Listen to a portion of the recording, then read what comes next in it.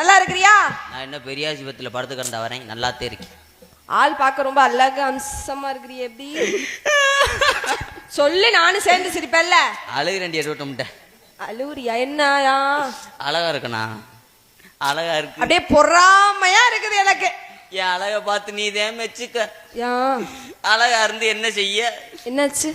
அழக படைச்ச ஆண்டமே, அழக படைச்ச ஆண்டமே. என்ன எப்ப சொல்லுவ?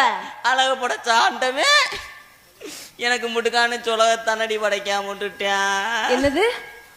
ஏய், பொம்பளை மாதிரி அட்டக்க ஒட்டுக்கமா பேசு. ஆனா சொலக மட்டும் படைச்சிருந்தேன்னு வையே, என்ன பண்ணிருப்ப? இந்த அலங்காநல்லூர், பாலமேடு இந்த பகுதியில் திண்டுக்கல்ல இருந்து ஒரு ஆளை விட்டுருக்க மாட்டேன். என்ன பண்ணிருப்ப? சோம்பி இருப்பேன். பொம்பளை இதெல்லாம் பண்ணலாமா? அடைச்சி மோனுகட்டும். இன்னொன்னு கேளு. என்னது? இப்பத்தான் அழகா இருப்பேன்.